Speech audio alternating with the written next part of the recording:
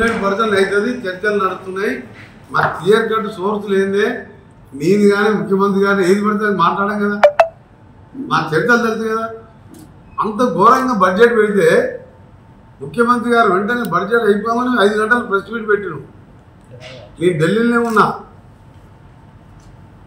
అంత ఘోరమైన తెలంగాణకు అన్యాయం చేసి ఏపీ రియాలైజ్ అంటే 2 రాష్ట్రాలు. అది ఒక్క మాట ఇప్పటికి ఎందుకు ఖండించలేదు చెప్పాలి మీరు. విలీనానికి ఇది చర్చలకు జరుగుతుందంటానికి ఉదాహరణ కాదా?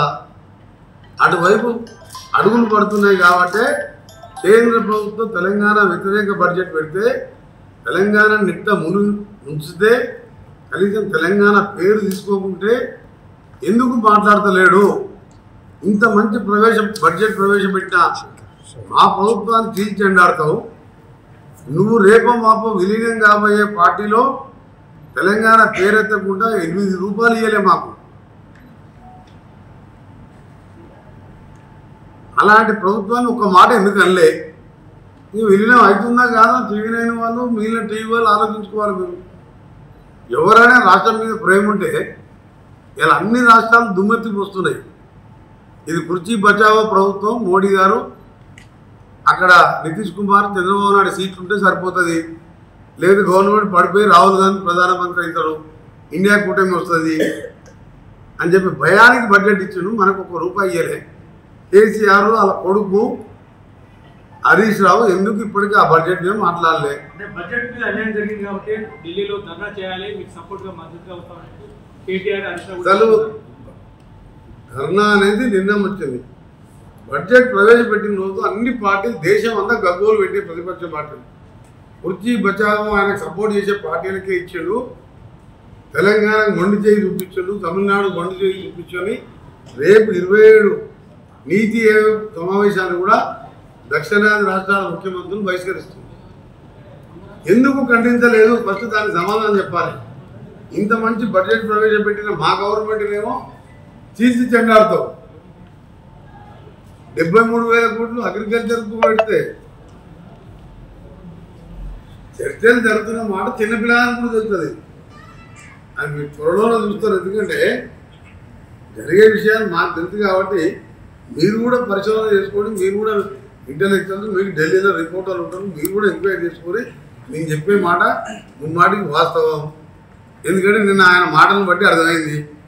బ్రహ్మాండమైన రైతు ప్రభుత్వం, రైతుల కోసం, ఇరిగేషన్ కోసం 23,000 కోట్లు పెట్టి ఈ 6 నెలలే ఈ బడ్జెట్. ఇది August, September, October, November, December, జనవరి, ఫిబ్రవరిలో మళ్ళీ బడ్జెట్ వస్తుంది.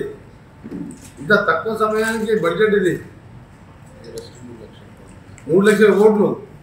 రెగ్యులర్ బడ్జెట్ కాదు, మధ్యలో ఓటానికి ఎలక్షన్స్ ఉన్నాయి కాబట్టి ఇప్పుడు పెట్టింది ఇది. ఇంకా నెక్స్ట్ ఇయర్ బడ్జెట్లో ఇంకా అన్ని మేము చెప్పిన పనులు, చెప్పని పనులు ఇవన్నీ చేయబోతున్నాం. గ్యారంటీ ఇవ్వలేమని చెప్పి ఎన్డీఏసీ వాళ్ళు చెప్పారు.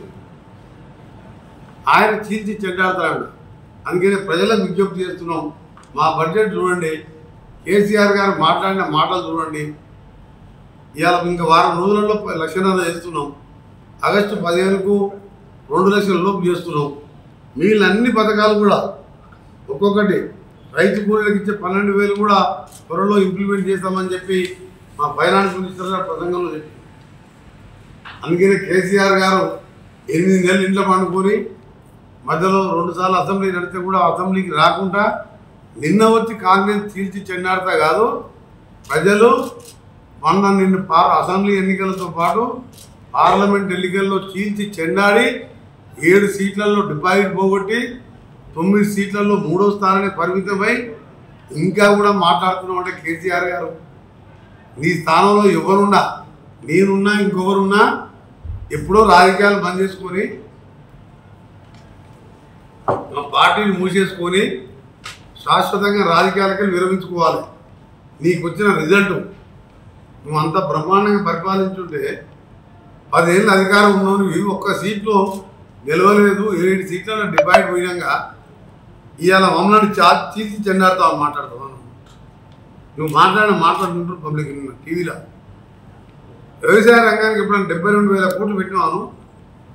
వ్యవసాయ రంగం అంటే ఒక లోన్లు మాఫీ చేయడం, ఒక రుణమాఫీ చేయడం, రైతు బంధే కాదు, స్ప్రింక్లర్ ఇవ్వడం, డ్రిప్ ఇవ్వడం, రైతులకు సబ్సిడీలు ఇవ్వడం, ఇలాంటి ఎన్నో కార్యక్రమాలు తీసుకొస్తానికి మా ముఖ్యమంత్రి గారు, మా ఫైనాన్స్ మినిస్టర్ గారు, మా క్యాబినెట్ మినిస్టర్ అందరం కూర్చొని ఇలా రైతు బడ్జెట్ పెట్టాం.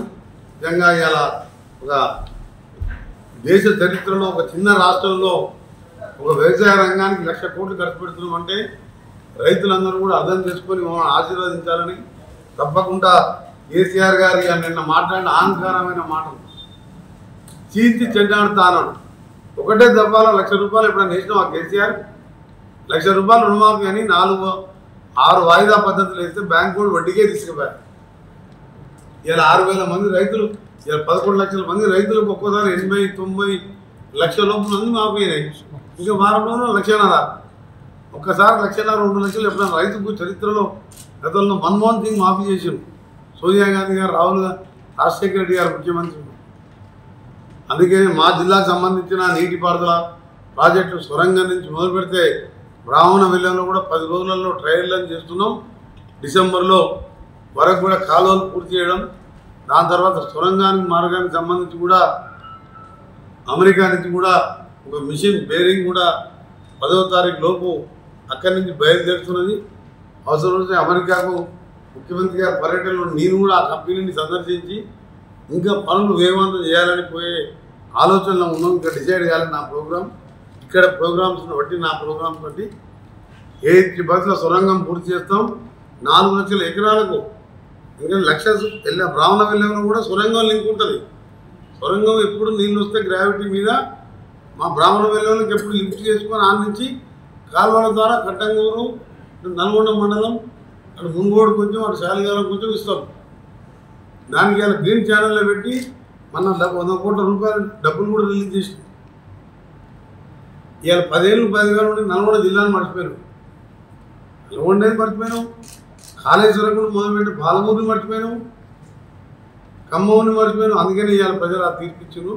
నువ్వు అందుకని నిన్న మాట్లాడిన మాటలు తీర్చి చెన్నాడుతా ఇవన్నీ 1వ తారీఖు ఉద్యోగులకు జీతాలు ఇవ్వలేదు చేతగాని వారి నువ్వు 20వ తారీఖు వరకు పెన్షన్లు ఇచ్చే చేత కాదు, నువ్వు మమ్మల్ని తీర్చండి ఆడతావా? మొన్ననే కదా, నెల రోజుల కిందనే కదా పార్లమెంట్ ఎన్నికల్లో నీ పార్టీని బొందబెట్టింది ప్రజలు. మర్చిపోయినాం. అప్పుడే 16 సీట్లలో బొందబెట్టినాం, 1 సీట్లో ఎంఐఎం వదిలిపెడదాం. 16 సీట్లలో బొందబెడితే కూడా మా పార్టీని తీర్చి నాడతా అంటే నిన్ను చూస్తే మాకు జాలేస్తుంది. కేసీఆర్ గారు, నీ ఆరోగ్య జాగ్రత్త. ఎందుకంటే నువ్వు రిజల్ట్ మన అసెంబ్లీ అయిపోయింది, 6 నెలల్లో పార్లమెంట్లో చెప్పుతో కొట్టిన రిజల్ట్ ఇస్తే మమ్మల్ని తీర్చి చెండాడుతామంటే 37,000 కోట్లు సంక్షేమ కార్యక్రమాలు ఇచ్చి 42,000 కోట్లు దుబారా అప్పులకు కూలిపోయే కాళేశ్వరం వేడి కొట్టేసి ఇంట్రెస్ట్ కట్టింది. అవి లేకుంటే ఇవాళ ఇప్పటికీ రైతు భరోసా, రైతు బంధు అన్నీ చేసేవాళ్ళు. ఇంకొకటి ఇవాళ హాస్టల్ ప్రతి కాన్ఫరెన్స్కి ఒకటి 80 కోట్ల రూపాయలతో 20 ఎకరాలలో మల్టీపర్పస్ హాస్టల్ కాంప్లెక్స్ కడుతున్నాం.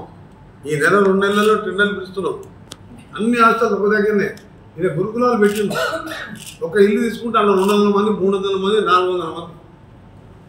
అందులోనే ఎస్సీలు, బీసీలు, మైనార్టీలు, ఓసీలు అందరూ ఉండే విధంగా పిల్లలు కూడా అందరు కలిసిమెలిసి చిన్నప్పటికెళ్ళి కలిసిమెలిసి ఉండాలని ఇంటిగ్రేటెడ్ హాస్టల్ కాంప్లెక్స్ని 2 నెలల్లో టెండర్లు పిలిచి రాష్ట్రం అంతా 119 కాంటెంట్లో స్టార్ట్ చేసుకున్నాం. స్కిల్ డెవలప్మెంట్ యూనివర్సిటీ బిల్లు కూడా నేను క్యాబినెట్లో అప్రూవ్ చేసి స్కిల్ డెవలప్మెంట్ యూనివర్సిటీ 2-3 లక్షల గవర్నమెంట్ ఉద్యోగాలు పోతే మిగిలిన 20 లక్షల మంది ఎట్లా బతకాలి?